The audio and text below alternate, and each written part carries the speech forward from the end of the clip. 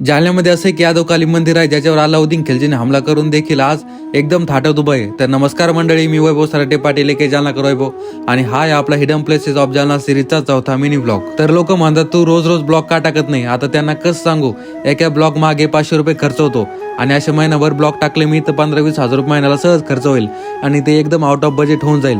जर तुम्ही आपल्या युट्यूब चॅनलला सपोर्ट केला तर मी रोज टाकण्याचा प्रयत्न करेल. आज मी जाते राजूरला, कारण मागच्या ब्लॉगला एवढ्या कमेंट आल्या राजूरला जा आणि आज आहे संकष्ट चतुर्थी. तर चला मग तुम्हाला गणपती बाप्पाचं दर्शन करून देतो. कुठे जायचं म्हणल्यावर एक मित्र सोबत घेऊन जातो. तर आज माझ्या सोबत आहे सचिन आणि राजूरला जाताना एक महादेवाचं मंदिर आहे, तिथे नक्की थांबा, दर्शन घ्या.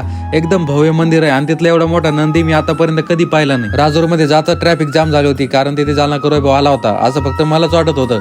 खरी गर्दी तर गणपती बाप्पाच्या दर्शनासाठी आली होती आणि एवढ्या लोकांनी जर आपल्याला फॉलो केलं तर 10,000 फॉलोअर सहज होईल. 100 रुपयाची पास घेऊन आम्ही आतमध्ये गेलो. आता पैसे दिले म्हटल्यावर लवकर दर्शन होईल असं वाटलं होतं आम्हाला, पण आतमध्ये गेल्यावर खूपच गर्दी होती. मंदिरात एवढं भारी आहे की आमचा प्रवासात थकवा 2 मिनिटांमध्ये गेला. आता एवढी मोठी गर्दी म्हटल्यावर दर्शन घ्यायला थोडं अवघडच गेलं, पण तुम्ही दर्शन आरामात घ्या. आजूबाजूचा परिसर आणि मंदिर एवढं भारी आहे की तुम्ही फोटो घेतल्याशिवाय राहू शकत नाही.